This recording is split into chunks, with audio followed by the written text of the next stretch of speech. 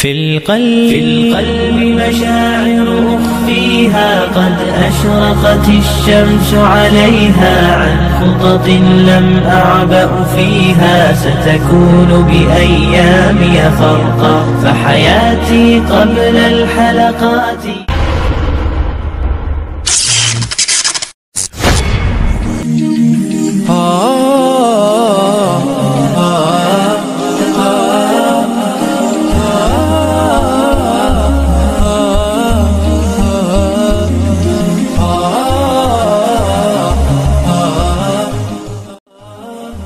Assalamualaikum warahmatullahi wabarakatuh.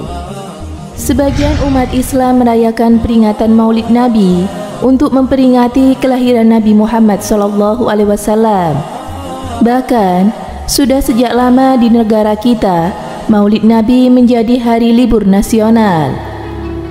Peringatan hari kelahiran Nabi Muhammad SAW atau biasa disebut sebagai Maulid Nabi telah menjadi semacam tradisi bagi umat Islam di berbagai belahan dunia, tak terkecuali di Indonesia. Peringatan Maulid Nabi pada 12 Rabiul Awal menjadi momen yang membangkitkan dan menjaga semangat Nabi dalam diri umat. Kendati telah menjadi semacam tradisi, memang masih terjadi saling pendapat tentang kapan sebenarnya Maulid Nabi mulai diperingati oleh umat Islam. Jika ditelusuri dalam kitab tarikh atau sejarah, perayaan Maulid Nabi tidak ditemukan pada masa sahabat, tabi'in hingga tabi'it tabi'in, dan 4 imam mazhab, yaitu Imam Hanafi, Imam Malik, Imam Syafi'i, dan Imam Ahmad. Mereka adalah orang-orang yang sangat mencintai dan mengagungkan Nabi Muhammad SAW. Mereka pula kalangan yang paling semangat dan menghayati setiap ajaran-ajaran yang diwariskan olehnya. Beberapa kalangan berpendapat bahwa Maulid Nabi pertama kali muncul pada zaman Salahuddin Al-Ayyubi, yaitu tahun 1193 Masehi. Salahuddin disebut mengajurkan umat Islam untuk melaksanakan perayaan Maulid Nabi guna membangkitkan semangat jihad kaum muslimin. Kala itu, Salahuddin dan umat Islam memang berada pada fase peperangan melawan pasukan atau tentara salib. Kendati demikian, pendapat tersebut juga masih diperdebatkan. Mereka yang menolak bahwa Salahuddin sebagai pelopor Maulid Nabi beralasan tidak ditemukan catatan sejarah yang menerangkan perihal Salahuddin menjadikan Maulid Nabi sebagai bagian dari perjuangan dalam perang salib. Menurut beberapa pakar sejarah Islam, peringatan dan perayaan Maulid Nabi dipelopori oleh dinasti Ubaidiyun atau yang disebut juga sebagai Fatimiyah atau silsilah keturunan yang disandarkan pada Sayyidah Fatimah.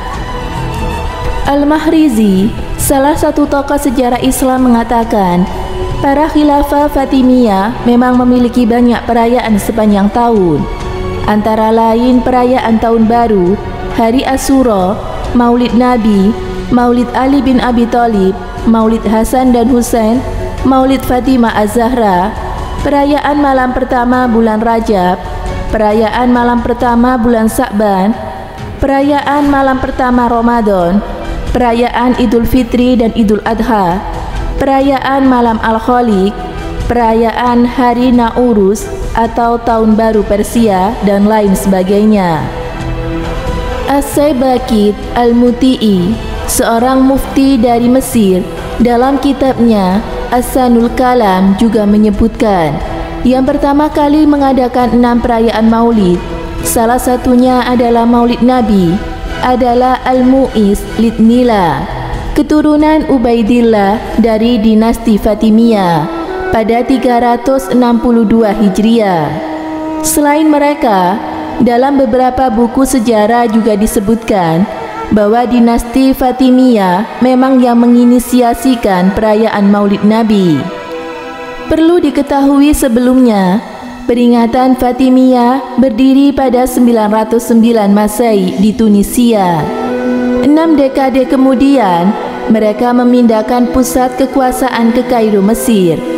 2 tahun setelah masuknya Salahuddin Al-Ayyubi ke Mesir, yaitu sekitar tahun 1171, dinasti Fatimiyah runtuh.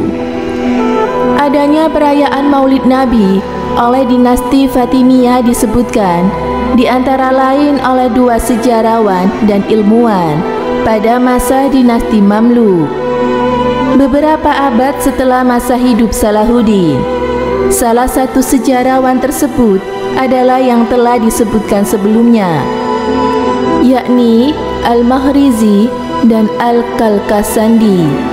Al-Kalkasandi menyebutkan tentang perayaan Maulid Nabi oleh dinasti Fatimiyah secara ringkas dalam kitabnya Sub Al-Asya Jilid 3. Perayaan itu dilakukan pada tanggal 12 Rabiul Awal, dipimpin oleh Khalifah Fatimiyah dan dihadiri oleh para pembesar kerajaan seperti Qadi Al-Qudrat, Dai Al-Duat, dan para pembesar kota Kairo dan Mesir. Acara tersebut diterangkan dan dibuka dengan pembacaan ayat-ayat suci Al-Quran dan khutbah oleh 3 penceramah. Kendati terdapat sumber referensi yang menyebutkan bahwa dinasti Fatimiyah yang pertama kali menghelat Maulid Nabi, tetapi hal tersebut juga masih diperdebatkan, sebab Ibnu Zubair ketika melakukan perjalanan hajinya melalui Mesir pada tahun 1183 tidak menyebutkan adanya kebiasaan maulid di sana. Saat itu sudah 12 tahun sejak runtuhnya dinasti Fatimiyah dan Mesir telah diperintah oleh Salahuddin. Pada Rabiul Awal tahun itu, Ibnu Zubair masih belum menyeberang dari Mesir menuju Jeddah. Jika kebiasaan maulid di Mesir merupakan kebiasaan yang populer di tengah masyarakat sejak masa Fatimiyah dan kemudian bersambung pada masa Salahuddin, rasanya kecil kemungkinan hal itu akan terlewatkan dari pengamatan Ibnu Zubair untuk kemudian ia tuangkan di dalam buku perjalanannya. Semoga bermanfaat. Wallahu a'lam bishawab.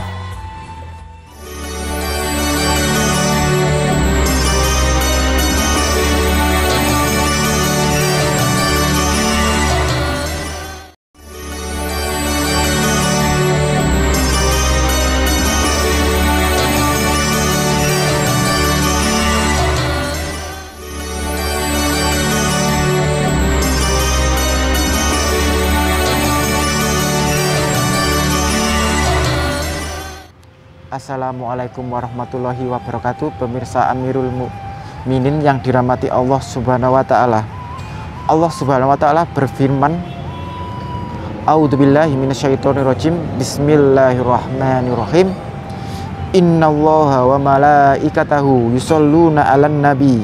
Ya ayyuhalladzina amanu shollu 'alaihi wa sallimu taslima. Surah Al-Ahzab ayat 56, yang memiliki arti sesungguhnya Allah dan para malaikatnya bersolawat untuk Nabi. Wahai orang-orang yang beriman, bersolawatlah kamu untuk Nabi dan ucapkanlah salam dengan penuh penghormatan kepadanya. Melalui ayat ini para ulama hukum membaca solawat kepada Nabi Muhammad adalah wajib bagi setiap orang mukmin. Di antara kejelekan-kejelekan yang dituturkan Rasul dalam berbagai hadis bagi orang yang enggan bersolawat ketika nama beliau disebut, yang pertama adalah dijauhkan dari rahmat Allah. Yang kedua, hidungnya berdebu, maksudnya adalah ditimpa kerendahan dan kehinaan. Yang ketiga, orang yang celaka, maksudnya adalah terhalang dari kebaikan dan jatuh dari keburukan. Yang keempat, orang yang bakhil atau pelit.